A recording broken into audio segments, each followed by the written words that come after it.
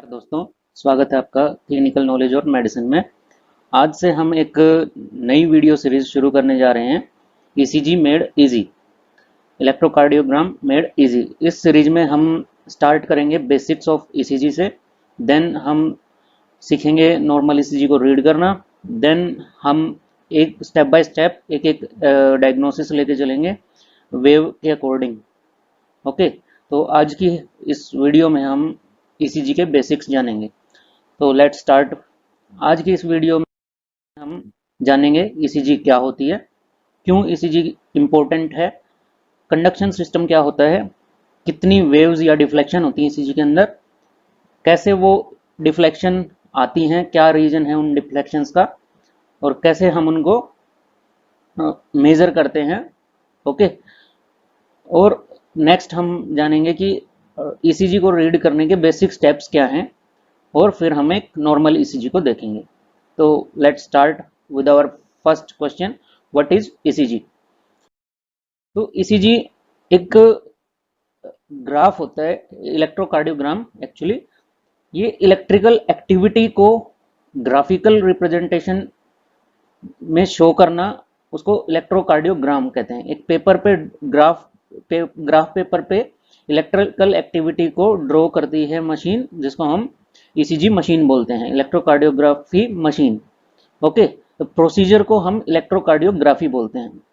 तो ECG basically graph paper पे heart की इलेक्ट्रिकल एक्टिविटी को ड्रॉ करना है by ECG machine and with help of electrodes. Okay, then move to next, ECG important क्यों है।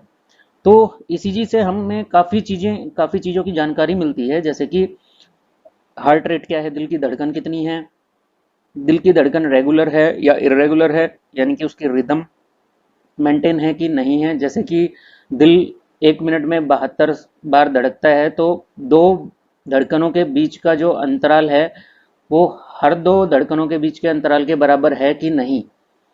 तो इस चीज़ को हम रिदम बोलते हैं। अगर ये अंतराल बराबर है हर दो धड़कनों के बीच तो रेगुलर है, अगर नहीं होता तो इरेगुलर बोलते हैं उसको। फिर ईसीजी हमें दूसरा बताता है कि हार्ट की पोजीशन लेफ्ट साइड है कि राइट साइड है।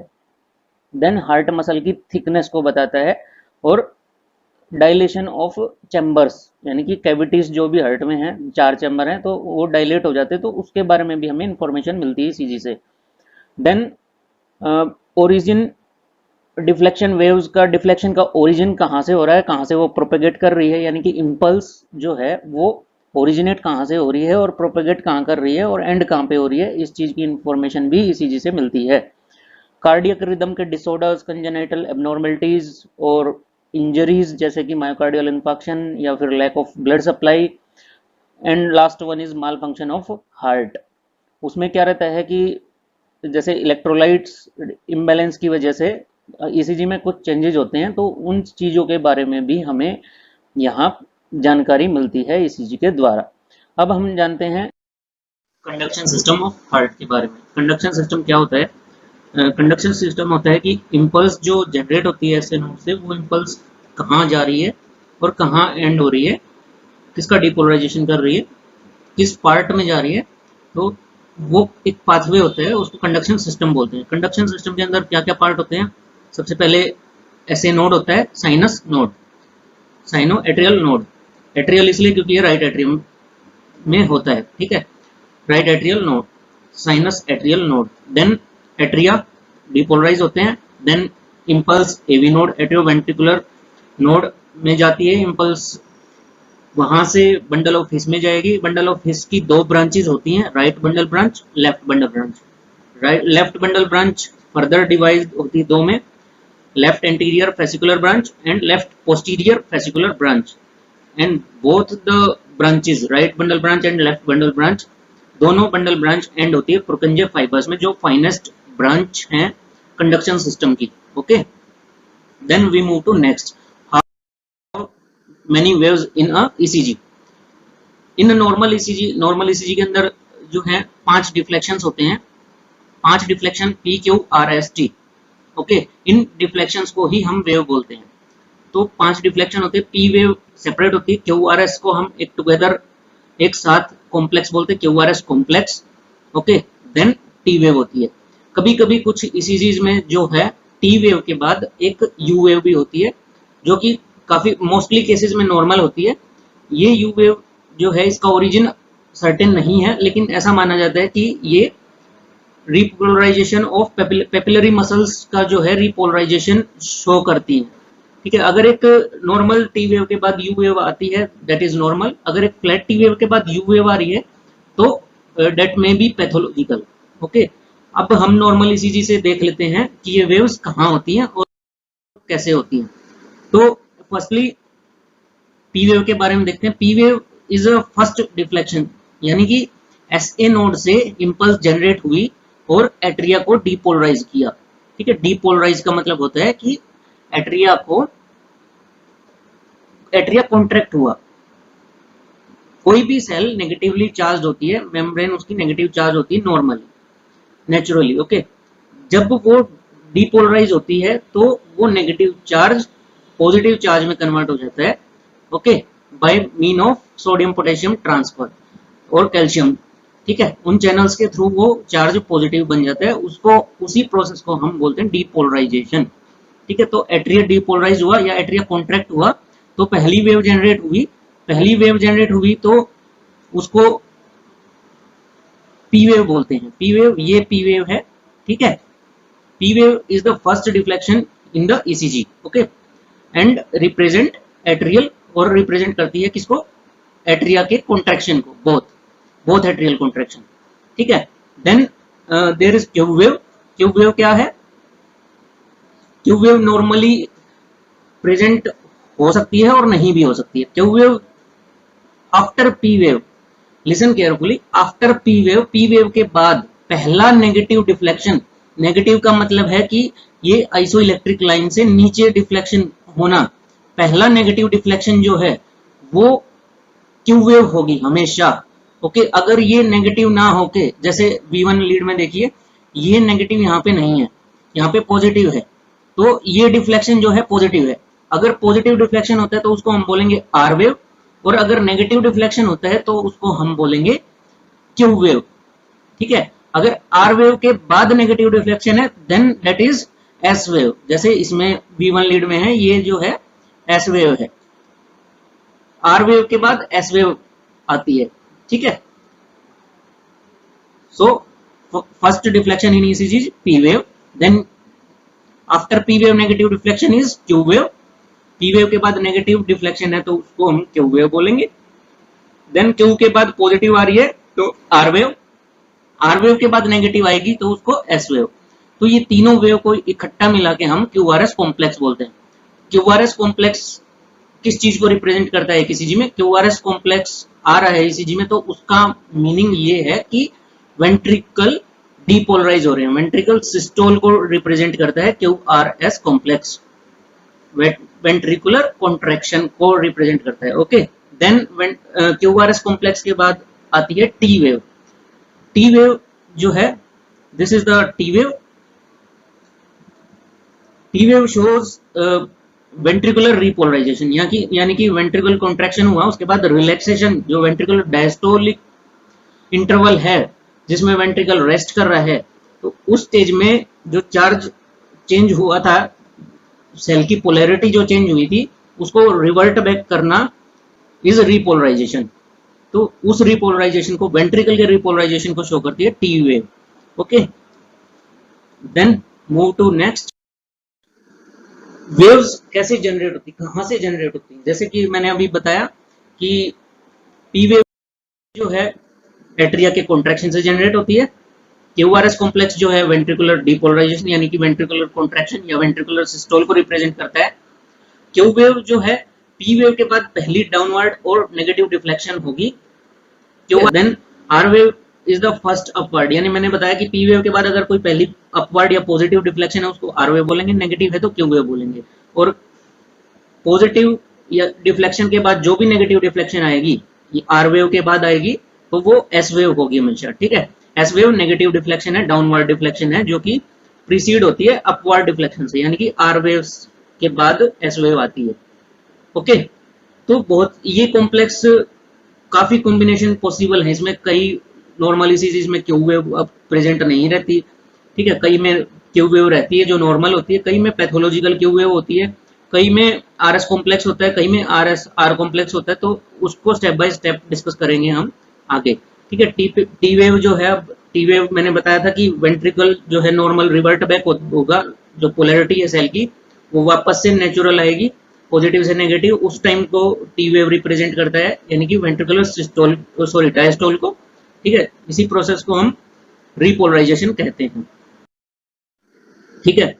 अब ईसीजी को रीड कैसे करते हैं, स्टेप बाय स्टेप मैनर में चलेंगे हम। तो हमारी सीक्वेंस है कि पहले हम देखेंगे रेट कैसे डिटरमाइन करेंगे, रिदम कैसे डिटरमाइन करेंगे, पी वेव की मॉर्फोलॉजी क्या होती है, पी आर इंटरवल क्या होता है, Q R S complex morphology और क्यू आर एस इंटरवल, ठीक है। Then S T segment, then T wave, then electrical axis यानी कि एक्सिस डेविएशन और present or not, how will you determine this, then u wave and qt duration, okay. So let's move further ahead. So before moving forward, हम पहले एक ECG paper को समझ लेते हैं। ईसीजी पेपर में ऐसे ग्राफ की तरह बॉक्सेस, छोटे छोटे बॉक्सेस बने होते हैं, ओके। इन छोटे छोटे बॉक्सेस को हम, एक लार्ज बॉक्स होता है, लार्ज स्क्वायर जिसको हम बोलते हैं, और एक स्मॉल बॉक्स होता है जिसको स्मॉल स्क्वायर बोलते हैं। एक लार्ज बॉक्स में 25 स्मॉल बॉक्सेस होते हैं, यानी कि लार्ज बॉक्स का मतलब है कि 5 boxes up and 5 boxes horizontally, 5 boxes vertical and 5 box horizontal. So ऐसे जो है लार्ज बॉक्स बनता है। अब लार्ज बॉक्स के अंदर एक स्मॉल बॉक्स को हम डिटेल में रीड करते हैं कि ये स्मॉल बॉक्स का मतलब क्या है, ओके। तो स्मॉल बॉक्स जो स्मॉल स्क्वायर है, इस स्मॉल स्क्वायर की लेंथ भी 1 mm होती है और हाइट भी 1 mm होती है। ईसीजी जो है वो वोल्टेज वर्सेस टाइम ग्राफ होता है, ठीक है, कि इतने टाइम में उस सेल के अंदर कितनी वोल्टेज जनरेट हो रही है उस टिश्यू के अंदर, ओके। इस चीज को रिप्रेजेंट करती है ईसीजी। तो vertical is a voltage axis and horizontal is the time axis. Voltage axis हम देखेंगे तो एक स्मॉल बॉक्स 0.1 मिली वोल्ट को रिप्रेजेंट करता है और हाइट लेंथ की टर्म में ये 1 mm होती है, ठीक है। ऐसे ही हॉरिजॉन्टल में जो टाइम ड्यूरेशन होती है स्मॉल बॉक्स की वो 0.04 या फिर 4 मिली सेकेंड्स होती है, ओके। और लेंथ की फॉर्म में ये होता है 1 mm, 1/1 mm, ठीक है। और लार्ज स्क्वायर जो है, लार्ज स्क्वायर में एड अप कर देंगे हम, तो 5 स्मॉल बॉक्सेस को जब हम ऐड करेंगे तो एक लार्ज स्क्वायर का टाइम फ्रेम जो आएगा वो 0.2 सेकेंड आएगा 5 बॉक्सेस का, और लेंथ आएगी 5 mm।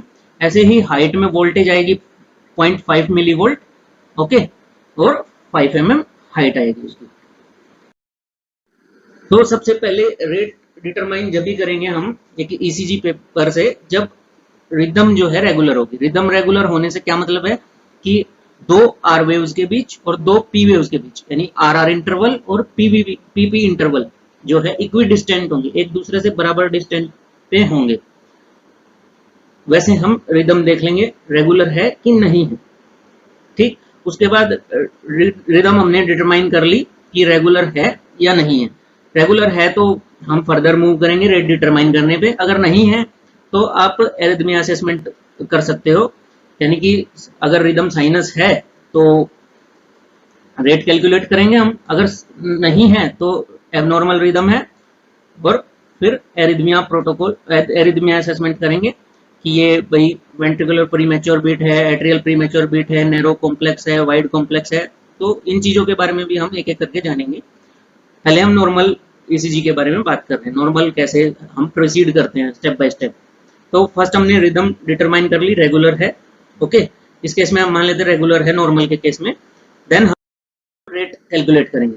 अब रेट कैलकुलेट करने से पहले आपको एक चीज समझनी पड़ेगी कि अब बेसिकली आप भी यूज करते होंगे, एक फॉर्मूला यूज करते हैं कि 300 divide by number of large boxes, है ना, या फिर 1500 divide by number of small boxes. तो ये फॉर्मूला आता कैसे, कहाँ से आता है फॉर्मूला, किसी ने लिखा नहीं हुआ, ये एक कॉमन लॉजिक है।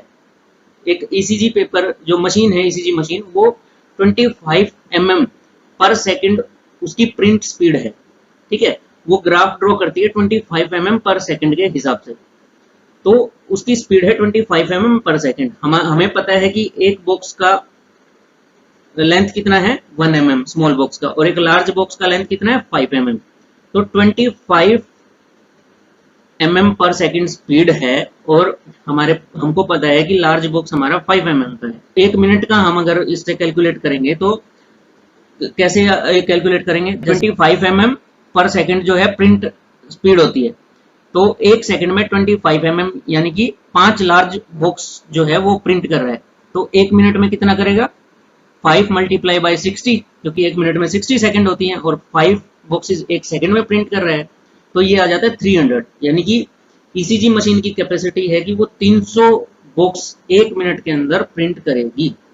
तो हम आर इंटरवल कैलकुलेट करते हैं, यहां से हमें आता है कि 2 बीट का इंटरवल कितना है, यानी कि हर्ट की 2 बीट के बीच में कितना इंटरवल आ रहा है, यहां से हमें पता चल जाएगा।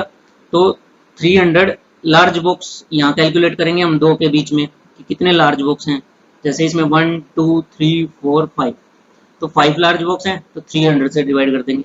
ऐसे ही स्मॉल बॉक्स का कंसेप्ट है। स्मॉल बॉक्स कितने होते हैं, एक लार्ज बॉक्स है 5, ओके, और एक सेकंड में प्रिंट कर रही है मशीन कितने 25 स्मॉल बॉक्सेस प्रिंट कर रही है। तो एक मिनट के अंदर कितने करेगी 25 multiply by 60, that is definitely 1500।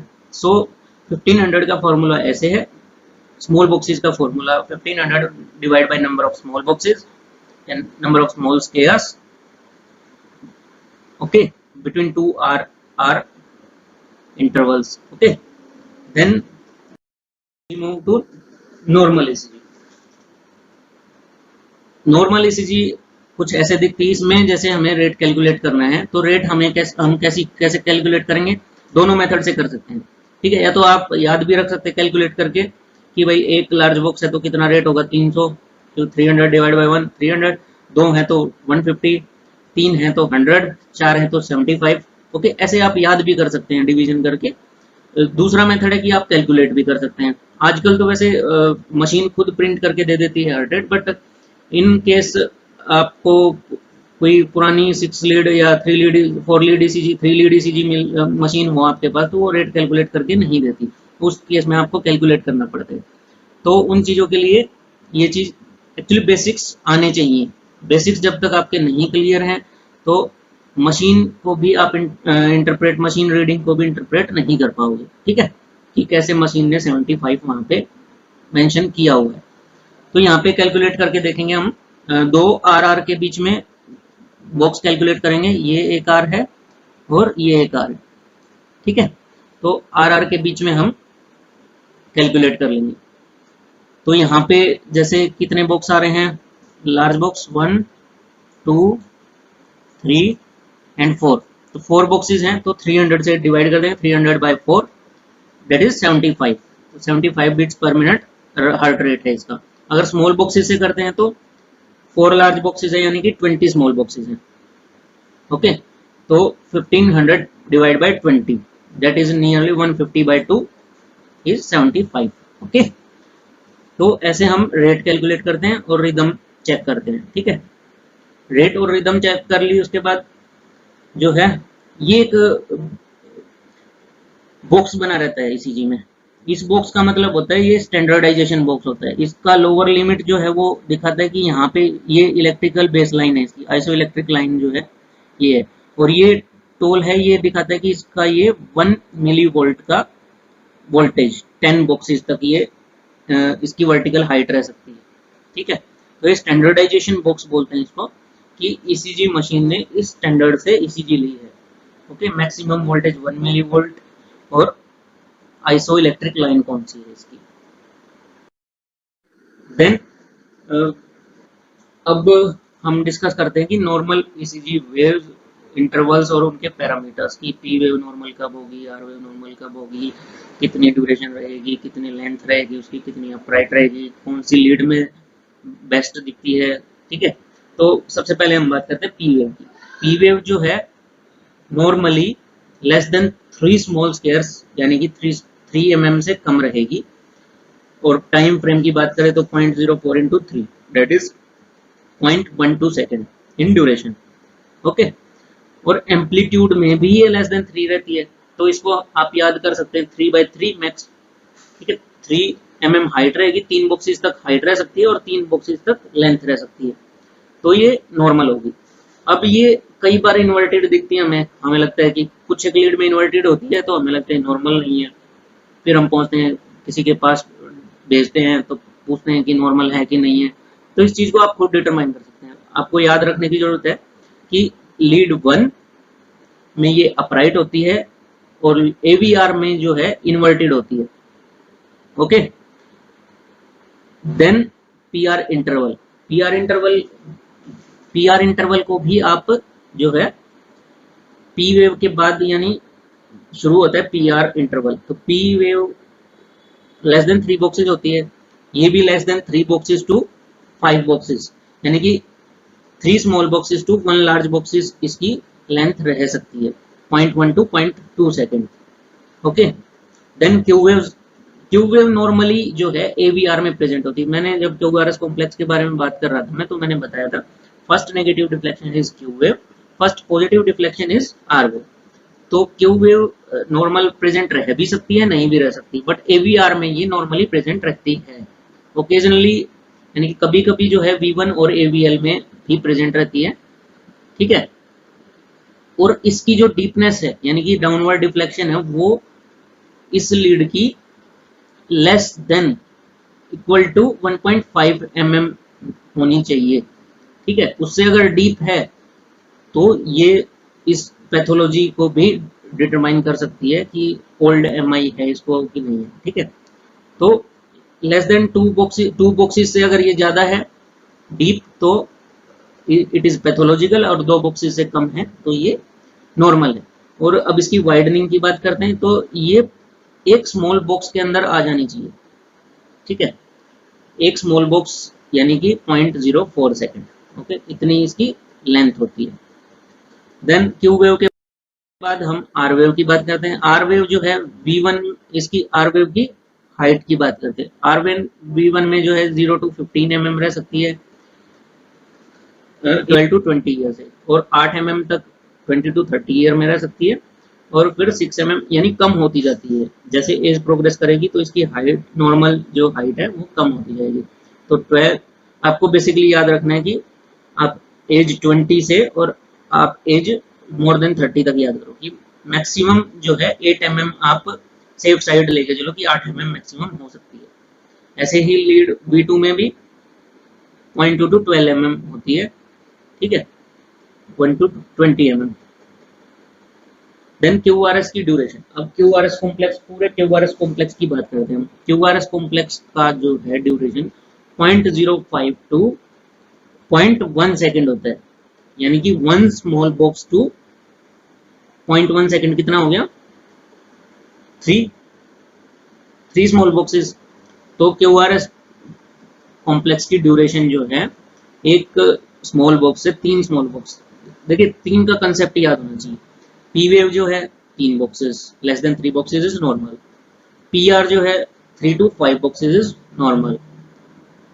QR complex जो है QRS complex 3 less than 3 boxes is normal. ठीक है, तो अगर ये बढ़ता है तो वो एक पैथोलॉजी शो करता है, जैसे कि LBBB, left bundle branch block, right bundle branch block. इनके बारे में हम एक एक करके डिस्कस करेंगे नॉर्मल समझने के बाद। ठीक है, उसके बाद ST सेगमेंट होता है। ST सेगमेंट एक आइसोइलेक्ट्रिकल लाइन होती है, आइसोइलेक्ट्रिक सेगमेंट होता है जो एक्चुअली वो अगर हम फिजियोलॉजी के बारे में बात करें तो ST सेगमेंट क्या रिप्रेजेंट करेगा। वेंट्रिकल कॉन्ट्रैक्ट हुआ तो उसने रिलैक्सेशन शुरू किया अपना, तो रिलैक्सेशन शुरू करने से पहले और कॉन्ट्रैक्शन खत्म होने के बाद का जो पीरियड है, ठीक है, उसको ST सेगमेंट बोलते हैं, और वो आइसोइलेक्ट्रिक शो होता है नॉर्मली। ओके, अगर वो नॉर्मल नहीं है ECG में, यानी कि आइसोइलेक्ट्रिक नहीं है, आइसोइलेक्ट्रिक लाइन से ऊपर भी हो सकता है जिसको हम एलिवेशन बोलते हैं, नीचे भी हो सकता है जिसको हम डिप्रेशन बोलते हैं। ठीक है, अब है टी वेव। टी वेव हमेशा इन्वर्ट होती है AVR लीड में। ठीक है, और अब अब टी वेव जो है mostly confusion T wave create करती है हमें, क्योंकि पता नहीं होता कि टी वेव इन्वर्जन किस लीड में नॉर्मल है किस में नहीं है। हम किसी सीनियर के पास जाते हैं, हमें दिख रहा है V1 V2 में टी इन्वर्जन है, सर इसका तो टी इन्वर्जन है, हम वरीड होके जाते हैं, लेकिन सीनियर जवाब देता है ये नॉर्मल है, नथिंग टू डू। ओके, तो हम कंफ्यूज होते हैं कि यार ये नॉर्मल कैसे है। तो अगर आप नहीं जानोगे कि किस लीड में टी इन्वर्जन होना नॉर्मल है, तो आप एक अपनी कंफ्यूजन दूर नहीं कर सकते। तब तक आपको हेल्प लेनी पड़ेगी नॉर्मल ईसीजी के अंदर भी। आप नॉर्मल ईसीजी देखना सीख जाओ तो डेफिनेटली आप एबनॉर्मलिटी खुद डिटेक्ट कर लोगे। ठीक है, तो टी वेव के बारे में बात कर रहे थे। टी वेव इन्वर्ट होती है AVR के अंदर, ठीक है, और हमेशा अपराइट होगी। अपराइट का मतलब है कि नॉर्मल ईसीजी में हमेशा ये पॉजिटिव होगी ही होगी, लीड 1 में, लीड 2 में, लीड V3 टू V6 के अंदर। अगर इन लीड्स के अंदर जो है इन्वर्जन मिलता है आपको, यानी लीड 1, लीड 2 और V3, V4, V5, V6, इनमें आपको टी इन्वर्जन मिलता है, then there is definitely a pathological cause. Okay, either you can say it is normal or it is a variable of normal। ठीक है, जैसे कि और अगर आपको lead 3 AVF AVR V1 V2 में मिलता है तो that is not significant। Okay, अब हम एक्सिस की बात कर लेते हैं। एक्सिस जो है नॉर्मली 0 to 110 डिग्री नॉर्मल होता है और -30 to 90 डिग्री अडल्ट में नॉर्मल होता है। ठीक है, QT interval there is not significant actually. QT interval वैसे अगर नॉर्मल बात करें तो ये एक बॉक्स जितना ही होता है। ठीक है, अपर लिमिट जो है 1 बॉक्स रहती है मेल में, सॉरी 1 बॉक्स नहीं, सॉरी 2 बॉक्सेस रहती है, 2 large boxes is the normal limit of QT interval. मैं बताया था पी वेव की मॉर्फोलॉजी के बारे में पढ़ेंगे अभी। पी वेव जो है एट्रिया का कॉन्ट्रैक्शन शो करती है, बोथ राइट एंड लेफ्ट। ठीक है, ये हमेशा अपराइट होती है लीड 1 और लीड 2 के अंदर, as well as in chest lead V3 to V6, ये हमेशा पॉजिटिव यानी अपराइट होगी। अगर इनके अंदर आपको पी वेव इन्वर्ट दिखती है तो डेट मीन्स या तो ये डेक्स्ट्रोकार्डिया है या फिर आपकी लीड प्लेसमेंट रॉन्ग है। ओके, और ये वेरिएबल हो सकती है लीड 3 AVL V1 और V2 में। टी वेव भी इनके अंदर ही क्या थी, वेरिएबल थी। तो आपको वेरिएबल लीड्स का पता होना चाहिए। वेरिएबल्स जो है नॉन सिग्निफिकेंट चेंजेस जिनको हम बोलते हैं, लीड 3 AVL V1 V2, इन लीड्स के अंदर कुछ चेंज होते हैं तो that is not particular significant about P wave and T wave. ठीक है, तो अगर हमें पी वेव देखनी है किसी लीड में, किसी ईसीजी के अंदर हमें पी वेव डिटरमाइन करनी है, इज इट नॉर्मल और not, height length whatever in terms, तो हम सबसे बेस्ट लीड 2 के अंदर पी वेव दिखती है और V1 के अंदर भी। ठीक है, तो V1 या फिर लीड 2, आई प्रेफर लीड 2। ठीक है, लीड 2 के अंदर आप देख सकते हो, तो लीड 2 के अंदर आप पी वेव देख रहे हो, आपको पी वेव नॉर्मल दिखती है। अब हम बात करते हैं थोड़ा सा डीप। जैसे हमने बताया पी वेव रिप्रेजेंट करती है राइट एट्रिया और लेफ्ट एट्रिया का कॉन्ट्रैक्शन। ठीक है, तो पहले कॉन्ट्रैक्शन किसका बिगिन होगा, डेफिनेटली राइट एट्रिया का, क्योंकि एसए नोड कहाँ पे है, राइट एट्रिया में। तो राइट एट्रिया पहले स्लाइट फर्स्टली डिपोलराइज होना शुरू होता है। तो जो पी वेव होती है उसके 2 पार्ट होते हैं। अगर पी वेव ऐसी है तो हम इसको डिवाइड कर लेंगे 2 पार्ट में। जो पहला पार्ट होगा वो राइट को रिप्रेजेंट करता है। ठीक है, तो ये राइट को रिप्रेजेंट करेगा और ये लेफ्ट एट्रिया कॉन्ट्रैक्शन को। तो पी वेव को हम 2 में डिवाइड करते हैं, एकदम बिल्कुल हाफ से। तो first one is right for right atria and second one is P1 और P2 is for left atria. ठीक है, तो ये ऐसा दिखता है नॉर्मली। ठीक है, अगर कोई एबनॉर्मलिटी है, एट्रिया के अंदर कोई एबनॉर्मलिटी आएगी तो या तीन पॉसिबिलिटीज होती हैं, या तो पी वेव गायब हो जाएगी, या पी वेव टोल हो जाएगी, या पी वेव दो में डिवाइड हो जाएगी। ठीक है, अब पी वेव ब्रॉड हो जाएगी। ठीक है, अगर पी वेव गायब होती है, इसका मतलब है कि ऐसे नोड से इंपल्स जनरेट ही नहीं हुई, अगर पी वेव है ही नहीं तो। सेकंड क्या है, अगर पी वेव टोल हो जाती, टोल का मतलब है कि वोल्टेज कॉन्ट्रैक्शन इतना वोल्टेज प्रोड्यूस कर रही है कि उसकी डिफ्लेक्शन ज्यादा हो जाती है, नॉर्मल से ज्यादा हो जाती है। तो वोल्टेज कब ज्यादा लगेगी, या तो कोई रेजिस्टेंस हो, ठीक है, आपको फोर्स ज्यादा लगाना पड़ता है कोई भारी चीज दिखाने के लिए ना, तो अगर रेजिस्टेंस आगे ज्यादा है तो फोर्सफुली कॉन्ट्रैक्ट होगा एट्रिया। ठीक है, तो उस केस में टोल पी वेव आपको दिखेगी, या फिर कोई पल्मोनरी कोज होगा तो उसमें भी आपको टोल पी वेव मिलेगी। ठीक है, टोल पी वेव को हम इस कंडीशन को पी पल्मोनल और पल्मोनल भी बोलते हैं। ठीक है, पी पल्मोनल। तो ये राइट एट्रिया के अंदर जो है उसकी एब्नॉर्मलिटी को शो करता है टोल पी वेव। ठीक है, अब इसके बाद ये हमने राइट एट्रिया का देख लिया, टोल पी हाइपरट्रोफी हो जाएगी तो भी टोल पी वेव आएगी। ठीक है, ऐसे left atria abnormalities, left atria में जो है पी वेव ब्रॉड हो जाएगी। ब्रॉड कैसे होगी, बिफिड होगी एक्चुअली। ठीक है, बिफिड होगी तो पहले वाला जो ये दिख रहा है आपको, ये जो P1 है, ये P1 आपको नॉर्मल दिखेगा, इसमें ये नॉर्मल फॉलो करेगा, लेकिन नॉर्मल के बाद स्लाइट डिप्रेशन होकर ये एलिवेटेड होगा। इसका मतलब ये राइट पार्ट तो जो है इसका नॉर्मल है, लेफ्ट जो है एलिवेटेड है यानी टोल है और एनलार्ज भी है। ठीक है, ड्यूरेशन भी ज्यादा है, तो इसका मतलब लेफ्ट एट्रिया के अंदर कुछ गड़बड़ है। तो लेफ्ट एट्रिया के अंदर क्या गड़बड़ हो सकती है, लेफ्ट एट्रियल की हाइपरट्रोफी हो सकती है। ठीक है, या फिर हो सकता है भाई मिट्रल वॉल्व की स्टेनोसिस हो रखा हो कि उसको प्रेशर ज्यादा, एट्रिया को प्रेशर ज्यादा लगाना पड़ रहा है कि वॉल्व खुल नहीं रही है, या स्पेस कम है। ठीक है, स्टेनोसिस की वजह से। तो इन केसेस में ये दो एबनॉर्मलिटी हम पी वेव से डिटेक्ट करते हैं। एट्रिया की कोई भी एबनॉर्मलिटी हम पी वेव से डिटेक्ट करते हैं। ठीक है, पी वेव के दो पार्ट होते हैं, राइट पार्ट, लेफ्ट पार्ट, इन P1 P2। अगर P1 में कुछ चेंज है तो P1 फर्स्ट डिफ्लेक्शन का फर्स्ट इनिशियल पार्ट जो है या तो टोल मिलेगा या ब्रॉड मिलेगा। ठीक है, that represent right side and mainly associated with pulmonary conditions. ठीक है, पल्मोनल स्मोकर्स के अंदर होता है, तो स्मोकर्स के अंदर ये टोल पी वेव मिल सकती हैं।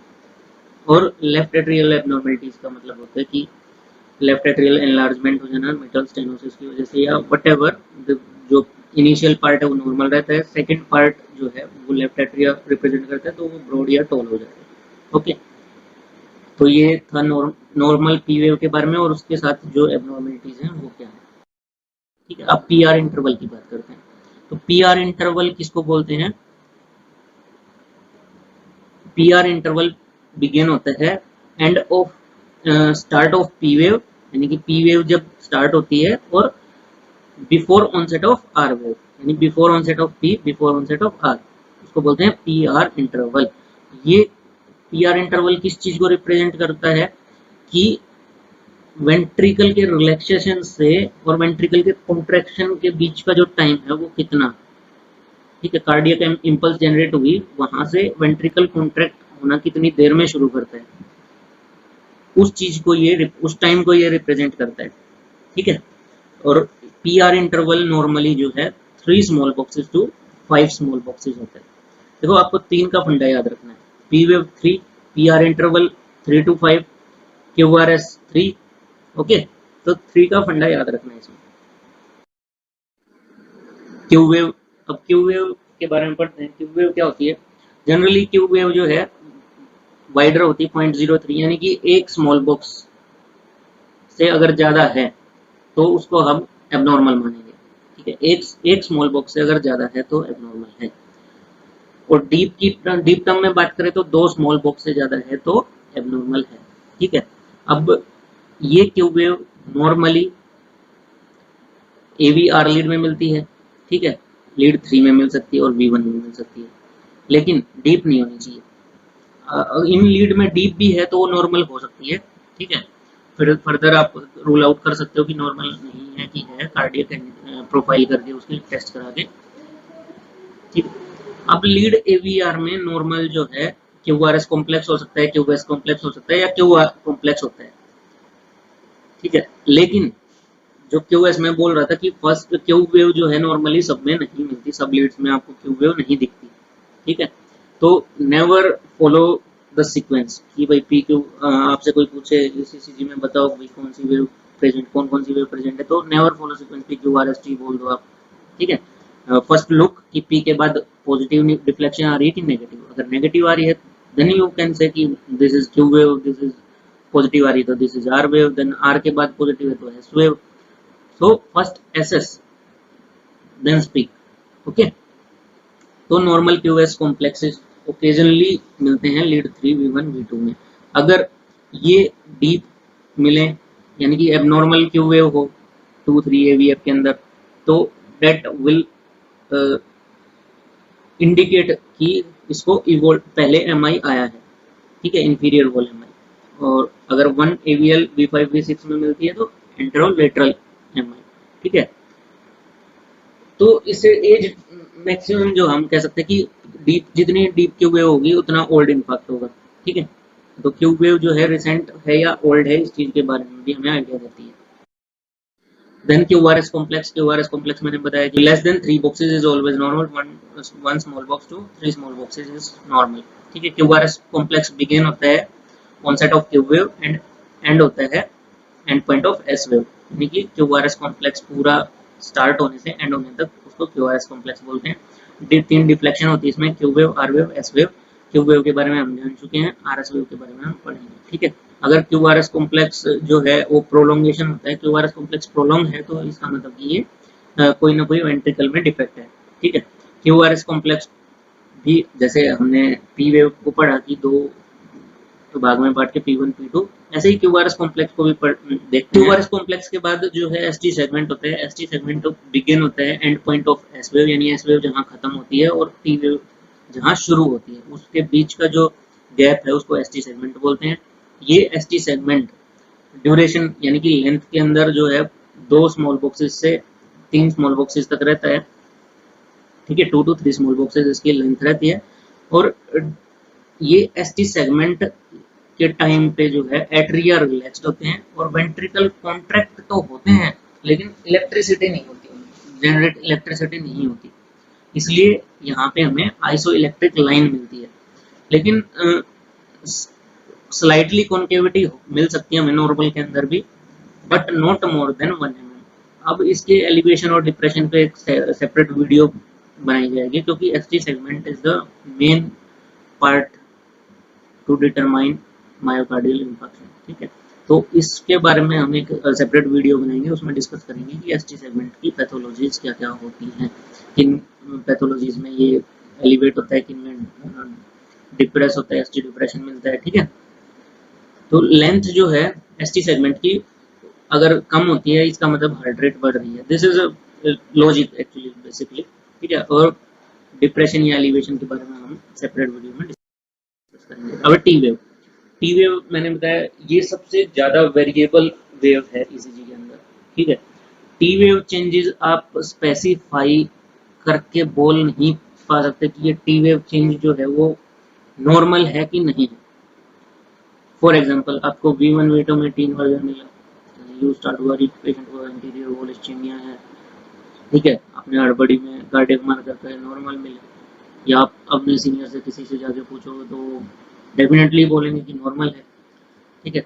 सो अगर T wave inverted T wave है किसी लीड में तो इन्वर्टेड टी वेव का मीनिंग ऑलवेज एबनॉर्मल नहीं होता, कुछ वेव ये सबसे ज्यादा वेरिएबल वेव है ईसीजी के अंदर, ठीक है। लो एम्पलीट्यूड वेव हो सकती है, इन्वर्टेड टी वेव हो सकती है, ठीक है। और वो कार्डियक कंडीशन से रिलेट हो सकती है या ऐसा हो सकता है कि कार्डियक कंडीशन से रिलेट नहीं, वो किसी और वजह से इन्वर्ट हो सकती है। तो टी वेव नॉर्मली जो है क्यूआरएस डायरेक्शन की ही उसमें मिलती है डिफ्लेक्शन में, ठीक है। हमेशा टी वेव, ये बात हमेशा याद रखना, टी वेव हमेशा अपराइट यानी कि टी वेव हमेशा पॉजिटिव डिफ्लेक्टेड होगी lead 1, lead 2, lead 1, lead 2, V3, V4, V5, V6 leads में। ठीक है, तो चेस्ट लीड में V3 to V6 और लिम लीड में या फिर जो मशीन इंटरप्रेट करती है लीड 1 और लीड 2 के अंदर, बाइपोलर लीड्स के अंदर, ठीक है, एक्सेप्ट लीड 3, उनमें ये हमेशा पॉजिटिव मिलेगी और हमेशा इन्वर्टेड होती है लीड ABR के अंदर। ठीक है, तो कुछ अदर बहुत सारे और भी वेरिएबल हैं एज के साथ भी, और बाकी इलेक्ट्रोलाइट इम्बैलेंस में भी टी वेव वेरिएबल हो जाती है। ठीक है, तो उन चीज़ों के बारे में हम बाद में डिस्कस करेंगे अलग वीडियो में। ठीक है, अब है यू वेव। यू वेव हमेशा यू वेव नहीं दिखती है। यू वेव का बहुत लो एम्पलीट्यूड वेव होती है। ठीक है, और टी वेव के बाद आती है यू वेव, जो है कुछ लीड्स में देखी जा सकती है, स्पेशली राइट लीड्स में V2 से लेकर V4 तक। यू वेव मेटाबॉलिक डिस्टर्बेंस के साथ भी एसोसिएटेड हो सकती है, जैसे कि हाइपोकैलेमिया में भी मिल सकती है। अगर नॉर्मल टी वेव के बाद यू वेव आ रही है तो हम उसको नॉर्मल मानते हैं। अगर नॉर्मल टी वेव नहीं है, फ्लैट टी वेव है या डिप्रेस टी वेव है, टी वेव इन्वर्ट है, उसके बाद यू वेव आ रही है, तो that is pathological, that may be pathological. Okay, so this is normal ECG. ठीक है, नॉर्मल ईसीजी में हम आप यहाँ पे देख सकते हैं, खुद एसेस कर सकते हैं कि P wave, Q wave, R wave, S wave. ठीक है, और उसके बाद पी आर इंटरवल कितना है, टी वेव कितनी है, कौन सी लीड में इन्वर्टेड है। ठीक है, लीड ABR में इन्वर्टेड है। ठीक है, यहाँ V1 में फ्लैट वेव है टी, तो आप यहाँ पे इस चीज़ को एबनॉर्मल नहीं समझ सकते कि ये एबनॉर्मल है, just low voltage T wave है इसमें, but this is normal. Okay, so lead V2 में RS कॉम्प्लेक्स है। ठीक है, क्यू वेव किस में है किस में नहीं है, ये आप ऐसे इससे करेंगे। रेट रिदम डिटरमाइन कीजिए कि रेट बराबर है, रिदमिक है कि एरिथमिया है, तो उस चीज़ को आप इस नॉर्मल ईसीजी लीजिए, उसको रीड करना शुरू कीजिए, क्योंकि आपको अब नॉर्मल बातें पता है कि ये लीड, ये वेव इतनी है, नॉर्मल इतनी होनी चाहिए, इसमें अपवर्ड होनी चाहिए, डाउनवर्ड होनी चाहिए। अब ये बातें आप जानते हैं। अब नॉर्मल और एबनॉर्मल की जस्ट पहचान करना सीखिए कि नॉर्मल आप किसी ईसीजी को देख सकते हैं। आप एबनॉर्मल में कौन सी एबनॉर्मलिटी, क्या एबनॉर्मलिटी, हम वो वेव के अकॉर्डिंग डिस्कस करेंगे। पी वेव एबनॉर्मलिटीज से शुरू करेंगे और फर्दर स्टेप बाय स्टेप हम जाएंगे। ठीक है, so thank you very much, और आप वीडियो को लाइक कीजिए, चैनल को सब्सक्राइब कीजिए, और अगर आपको समझ में आता है अच्छे से या कुछ कमी लगती है तो कमेंट बॉक्स में ज़रूर कमेंट करें। Thank you very much.